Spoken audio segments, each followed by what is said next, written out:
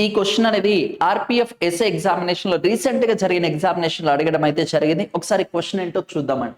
The idea of justice, social, economical, political in the preamble of Indian constitution taken from the constitution of dash అంటున్నారు. In general గా మనం clear గా చూసుకుంటే preamble అనే concept అనేది ఎక్కడి నుంచి ఇన్స్పైర్ చేసుకున్నామంటే పీఠిక అనేది ఎస్ అమెరికన్ కాన్స్టిట్యూషన్ అని అందరికీ తెలిసిందే. కాకపోతే ఇక్కడ ప్రియాంబుల్ గురించి అడగట్లేదు, జస్టిస్ న్యాయం గురించి అడుగుతున్నారు. భారతదేశ రాజ్యాంగం అనేది 3 విధాల న్యాయం అనేది కల్పించడం అయితే జరుగుతుంది.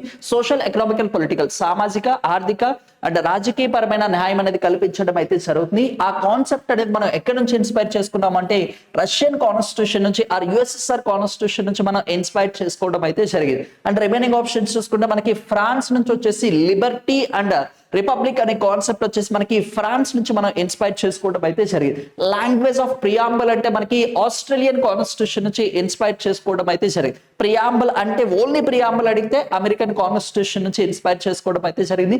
ప్రియాంబుల్ ని దేని ఆధారంగా చేసుకొని రాశారు అంటే ఆబ్జెక్టివ్స్ రెజల్యూషన్, లక్ష్యాలు ఆశయాల తీర్మానం అంటారు. ఈ లక్ష్యాలు ఆశయాల తీర్మానాన్ని పండిత్ జవహర్లాల్ నెహ్రూ గారు వచ్చేసి 13th December 1946 రోజు వచ్చేసి రాజ్యాంగ పరిషత్ లో ఇంట్రడ్యూస్ చేయడం అయితే జరిగింది. ఆమోదించింది అంటే మనకు వచ్చేసి 22 జనవరి 1947 లో ఆమోదించారు. ఈ పీఠికని ఇప్పటిదాకా ఒక్కసారి సవరించడం అయితే జరిగింది. 42వ రాజ్యాంగ సవరణ నుంచి 3 పదాలు యాడ్ చేయడం అయితే జరిగింది. సోషలిస్ట్, సెక్యులర్, ఇంటిగ్రిటీ, సామ్యవాద, లౌకిక, సమగ్రత అనే పదాలు అనేది వాటిని పీఠిక్కి ప్రియాంబుల్ కి యాడ్ చేయడం అయితే జరిగింది. Thank you.